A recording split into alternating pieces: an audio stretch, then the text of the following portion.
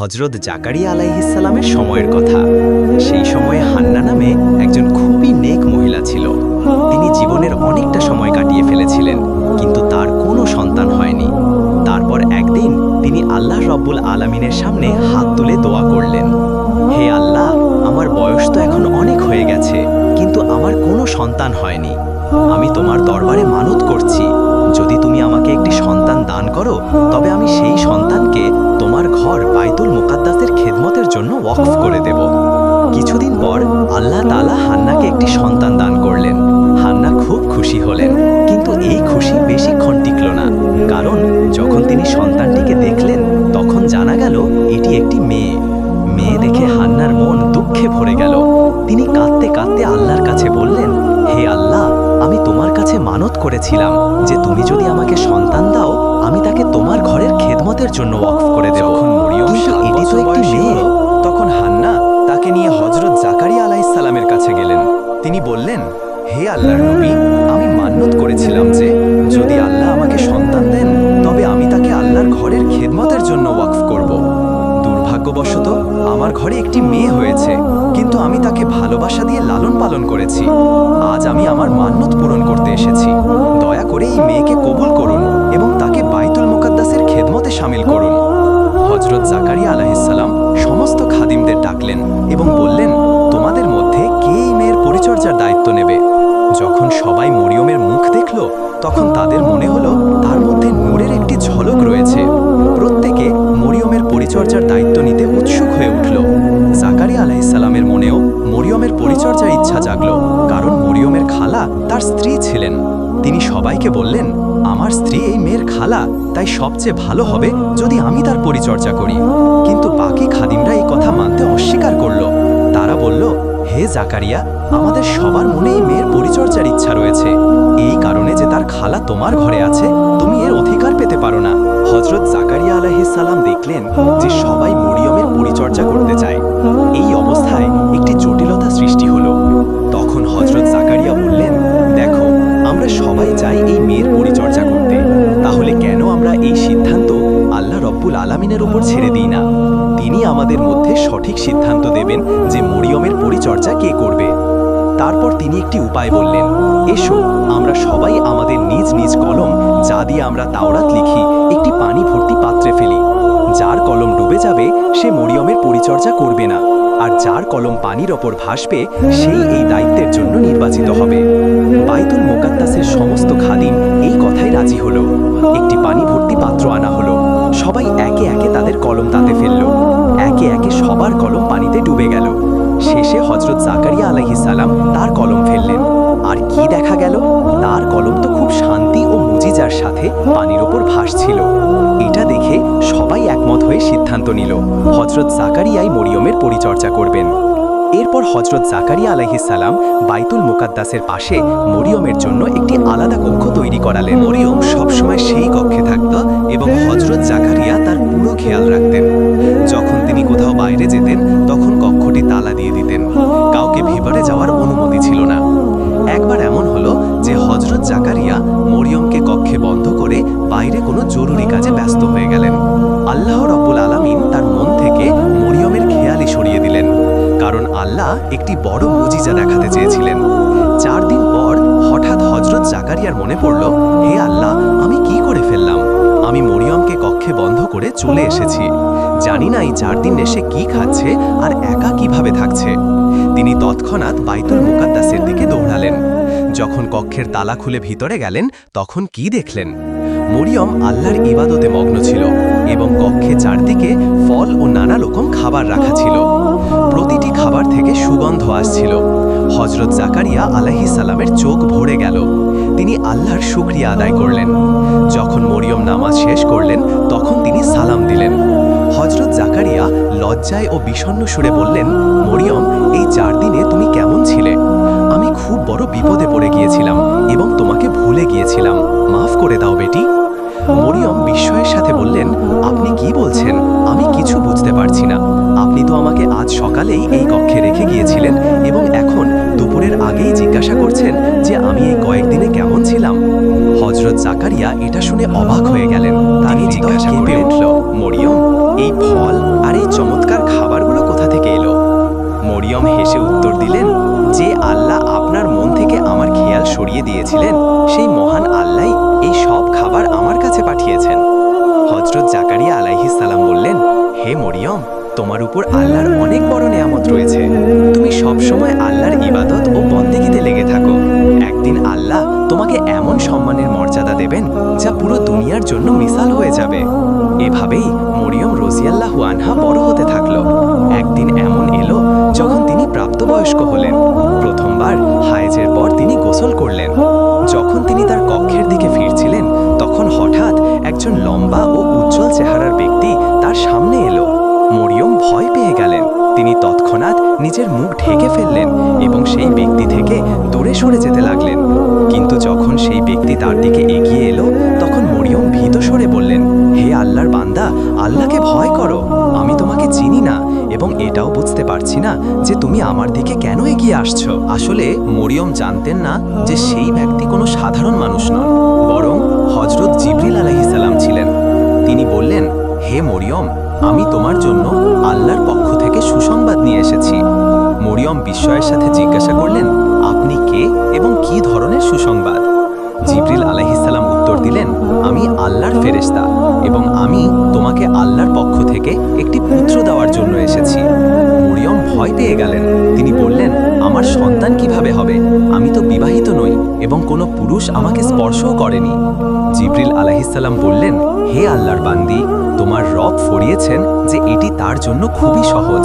তিনি চান যে তোমার এই পুত্র মানুষের জন্য একটি নিদর্শন এবং রহমত হয়ে উঠুক। এই সিদ্ধান্ত আল্লাহ আগেই করে রেখেছেন এবং তিনি তোমাকে কোনো পুরুষের স্পর্শ ছাড়াই একটি পুত্র দান করবেন। তারপর জিবরিল আলাইহিস সালাম মরিয়মের মুখের দিকে ফু দিলেন এবং হঠাৎ অদৃশ্য হয়ে গেলেন। মরিয়ম তৎক্ষণাৎ অনুভব করলেন যে তার শরীরের ওজন হঠাৎ অনেক বেড়ে গেছে। এখন তিনি খুব চিন্তিত হয়ে পড়লেন। তার হৃদয় কেঁপে উঠল। তিনি সিজদায় পড়ে গেলেন এবং বলতে লাগলেন, হে মহান আল্লাহ, তুমি আমার ওপর খুব বড় পরীক্ষা দিয়েছ। যদি এটা মানুষের কাছে জানাজানি হয়ে যায়, তবে আমি তাদের জন্য হাসির পাত্র হয়ে যাব। কিন্তু আমি তোমার দেওয়া দায়িত্ব কবুল করছি। তবে হে রহমকারী রব, অন্য কোনো মানুষকে এমন কঠিন পরীক্ষায় ফেলো না। অনেকে এতে তাদের ঈমানও হারিয়ে ফেলবে। আমাকে এই পরীক্ষায় সফল করার তৌফিক দাও। আমাকে ধৈর্যশীলদের মধ্যে শামিল করো এবং আমার সব মুসিবতকে সহজ করে দাও। কিছুদিন পর বনি ইসরায়েলে এই খবর ছড়িয়ে পড়ল যে মরিয়ম গর্ভবতী। মানুষের একটি দল এসে রাগের সাথে তাকে বলতে লাগলো, মরিয়ম, সত্যি সত্যি বলো, তোমার পেটে যে সন্তান তার বাবাকে? তুমি তো একজন কুমারী মেয়ে। কোনো পুরুষের স্পর্শ ছাড়া তুমি গর্ভবতী হলে কিভাবে? আমাদের সেই পুরুষের নাম বলো যে তোমার সাথে গুনাহ করেছে, আমরা তাকে শাস্তি দেব। মরিয়ম খুব সরলতা ও সত্যতার সাথে উত্তর দিলেন, আমি কিছুই জানি না। আমি কোনো পুরুষের সাথে কোনো গুনাহ করিনি এবং কেউ আমাকে স্পর্শও করেনি। তোমরা যা দেখছো এটা সব আল্লাহ রব্বুল আলামিনের নিদর্শন। তিনি আমাকে এই সন্তান কোনো পুরুষের স্পর্শ ছাড়াই দান করেছেন এবং তিনি আমাকে বলেছেন যে এই সন্তান এই যুগের নবী হবে। এর বাইরে আমি আর কিছু জানি না। তখন একজন যুবক উঠে দাঁড়ালো এবং উপহাস করে বলল, দিন-রাত মসজিদে ইবাদতের নামে কক্ষে বন্ধ থেকে তুমি কোনো পুরুষের সাথে লুকিয়ে গুনাহ করেছিলে এবং এখন যখন সবকিছু প্রকাশ হয়ে গেছে, তখন নতুন নতুন গল্প বানিয়ে মানুষকে ধোঁকা দিচ্ছ। মরিয়ম ইউসুফের কথা শুনে খুব নম্রতা ও সত্যতার সাথে বললেন, ভাই ইউসুফ, আল্লাহর কসম করে বলছি, আমি কোনো গুনাহ করিনি এবং আমি কোনো গুনাহগার নই। এই সন্তান আল্লাহ রব্বুল আলামিন আমাকে দান করেছেন এবং হযরত জিবরিল আলাইহিস সালামের মাধ্যমে আমাকে এই সুসংবাদ দেওয়া হয়েছে যে আমার পুত্র একজন নবী হবে। ইউসুফ রাগের সাথে উত্তর দিলেন, তাহলে এখনো তুমি আমাকে বোকা বানানোর চেষ্টা করছো। পৃথিবীতে এখন পর্যন্ত এমন কখনো হয়নি যে কোনো নারী বিনা পুরুষে সন্তান জন্ম দিয়েছে। তোমার কাছে কোনো প্রমাণ আছে নাকি তুমি আমাকে মিথ্যা অজুহাত দিয়ে ধোঁকা দিচ্ছ? মনে রাখো, এই সব বেশি দিন লুকানো থাকবে না। একদিন সেই পুরুষ অবশ্যই সামনে আসবে যে তোমার সাথে গুনাহ করেছে, আর সেই দিন তুমি যতই অস্বীকার করো, মানুষ তোমাকে শাস্তি দেবে। মরিয়ম দৃঢ়তার সাথে এবং আল্লাহর ওপর ভরসা করে উত্তর দিলেন, তুমি কি কখনো এমন সন্তানের কথা শোনোনি যার কোনো বাবা নেই? তুমি কি ভুলে গেছো যে হযরত আদম ও হাওয়া আলাইহিস সালামকে আল্লাহ মা বাবা ছাড়াই সৃষ্টি করেছিলেন? তাহলে কি সেই আল্লাহ বাবা ছাড়া সন্তান সৃষ্টি করতে পারেন না? ভাই ইউসুফ, আল্লাহর কসম, আমি সত্যবাদী। আমার উপর অপবাদ দিয়ে দিয়ে আমার সম্মান নষ্ট করো না। আমি আল্লাহর হেফাজতে আছি, আর যারা আমার নামকে বদনাম করতে চায় আল্লাহ অবশ্যই তাদের কাছ থেকে বদলা নেবেন। ইউসুফ এই কথা শুনে কেঁপে উঠলেন। তার মুখে ভয় স্পষ্ট ফুটে উঠল। তিনি বললেন, বোন, আমি তোমার শত্রু নই। যদি তোমার কথা সত্য হয় তবে আমি তোমার সাহায্য করব এবং যারা তোমার উপর মিথ্যা অপবাদ দিচ্ছে তাদের শাস্তি দেওয়াবো, কিন্তু তার আগে আমার তোমার সত্যতার কোনো প্রমাণ চাই। মরিয়ম শান্ত স্বরে বললেন, এর জন্য তোমাকে কিছুদিন অপেক্ষা করতে হবে, তখন তুমি আমার সত্যতার প্রমাণ অবশ্যই পাবে। এরপর ইউসুফ হযরত মরিয়ম রাদিয়াল্লাহু আনহার কাছ থেকে বিদায় নিলেন এবং তিনি আবার আল্লাহ রব্বুল আলামিনের ইবাদতে মগ্ন হয়ে গেলেন। তিনি গড়গড়িয়ে দোয়া করলেন, হে রহমতের সমুদ্র, তুমি তো সমুদ্রকে পাহাড় এবং পাহাড়কে সমুদ্র বানাতে পারো। তুমি ফকিরকে বাদশাহ এবং বাদশাহকে ফকির বানাতে পারো। তবে হে আমার রব, এই কঠিন সময়ে যারা আমার অপমান করছে তুমি তাদের নিজেই বুঝিয়ে দাও। আমি এখন এই অপবাদের যন্ত্রণা আর সহ্য করতে পারছি না। ঠিক সেই সময় হযরত জিবরিল আলাইহিস সালাম তার কাছে এলেন এবং বললেন, হে মরিয়ম, হতাশ হয়ো না, তোমার উপর আল্লাহর রহমত আছে। মানুষের তিরস্কারে ভয় পেও না, আল্লাহ খুব শীঘ্রই অপবাদকারীদের জবাব দেবেন। তুমি তোমার মূল্যবান সময় এই লোকদের জবাব দিতে নষ্ট করো না। সব সময় আল্লাহর ইবাদতে মগ্ন থাকো, আল্লাহ সব অবস্থায় তোমার হেফাজত করবেন। এভাবেই হযরত মরিয়ম কাঁদতে থাকলেন এবং পুরো 10 মাস 10 দিন সেই যন্ত্রণায় কাটিয়ে দিলেন। তারপর একদিন হঠাৎ তার প্রসব বেদনা শুরু হলো। তিনি তৎক্ষণাৎ ঘর থেকে বেরিয়ে গেলেন এবং একটি নির্জন মাঠের দিকে রওনা হলেন। তিনি যে মরুভূমিতে তার সন্তানকে জন্ম দিতে গেলেন সেই জায়গার নাম ছিল বাইতুল্লাহ, যা বাইতুল মুকাদ্দাস থেকে প্রায় 12 মাইল দূরে ছিল। সেখানে পৌঁছে তিনি একটি খেজুর গাছের নিচে আশ্রয় নিলেন। এখন একদিকে প্রসব বেদনার তীব্রতা এবং অন্যদিকে মানুষের তিরস্কারের ভয়। এই কারণে হযরত মরিয়ম রাদিয়াল্লাহু আনহা খুবই অস্থির হয়ে পড়লেন এবং কাঁদতে কাঁদতে বলতে লাগলেন, হে আল্লাহ, কাশ আমি এই দুনিয়ায় জন্মই নিতাম না। কাশ লোকেরা আমাকে ভুলে গিয়ে থাকতো, তাহলে কত ভালো হতো। এই মুহূর্তে তিনি একটি সুন্দর পুত্র সন্তানের জন্ম দিলেন, কিন্তু তিনি তখনও বিপদে ডুবেছিলেন এবং তার সাহায্যের জন্য কেউ ছিল না।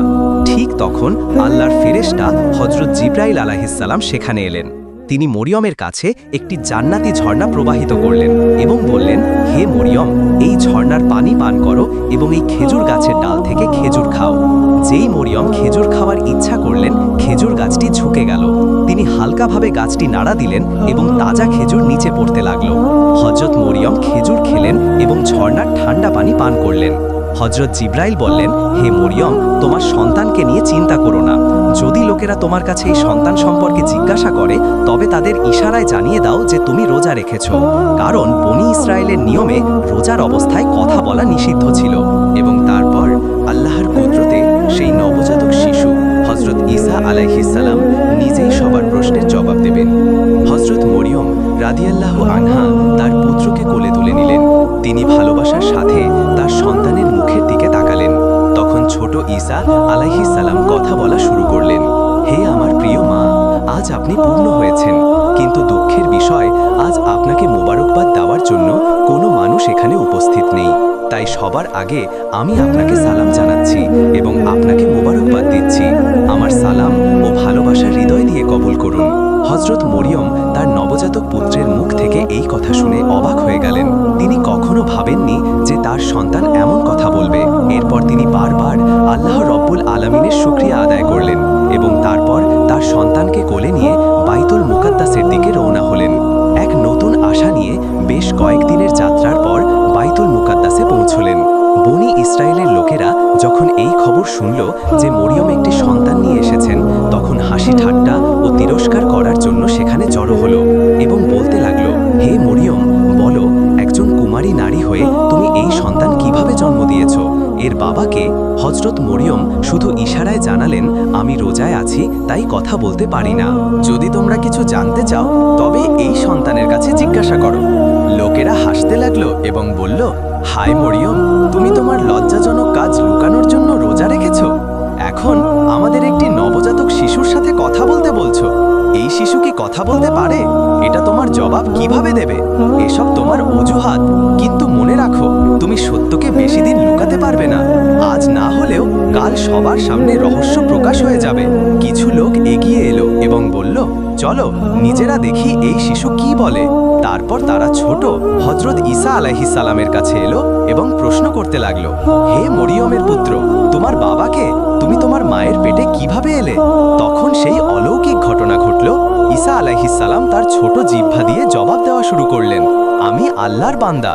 আল্লাহ আমাকে কিতাব দিয়েছেন এবং আমাকে নবী বানিয়েছেন। আমি যেখানেই থাকি তিনি আমাকে বরকতময় করেছেন। তিনি আমাকে নামাজ পড়তে এবং যাকাত দিতে হুকুম দিয়েছেন যতদিন আমি জীবিত থাকব, এবং আমাকে আমার মায়ের সাথে ভালো ব্যবহার করার জন্য নির্দেশ দিয়েছেন। আমাকে স্বেচ্ছাচারী ও অভদ্র নয়। যেদিন আমার জন্ম হয়েছে, যেদিন আমার মৃত্যু হবে এবং যেদিন আমাকে পুনরায় জীবিত করা হবে, সেই সব দিনে আল্লাহর সালামতি থাকবে। তোমরা আমার দাওয়াত কবুল করার জন্য প্রস্তুত হও। আমি শীঘ্রই তোমাদের কাছে আল্লাহর পয়গাম নিয়ে আসব। এটা শুনে বনি ইসরায়েলের লোকেরা অবাক হয়ে গেল। এই নবজাতক শিশু কিভাবে কথা বলতে পারে এবং এত জ্ঞান ও সত্যতার কথা কিভাবে বলছে? কারো মুখ থেকে কোনো কথা বের হলো না। এই দৃশ্য এতটাই অদ্ভুত, এতটাই বিস্ময়কর ছিল যে কিছুক্ষণের মধ্যে পুরো এলাকায় এই খবর ছড়িয়ে পড়ল। লোকেরা অগণিত সংখ্যায় এই অলৌকিক ঘটনা দেখতে জড়ো হতে লাগলো। হযরত ঈসা আলাইহিস সালাম আগত লোকদের তাওরাতের আয়াত শোনাতে লাগলেন, তাও একটি নবজাতকের মুখ থেকে। লোকদের রোমাঞ্চ হয়ে গেল, সবার চোখ খুলে গেল এবং সবাই তাদের ভুলের জন্য অনুশোচনা করল। তারা হযরত মরিয়ম রাদিয়াল্লাহু আনহার কাছে ক্ষমা চাইলেন এবং লজ্জিত হলো। প্রিয় দর্শকবৃন্দ, আজকের ভিডিও এখানে শেষ। ভিডিও ভালো লাগলে কমেন্ট বক্সে আল্লাহর নাম অবশ্যই লিখবেন। আসসালামু আলাইকুম।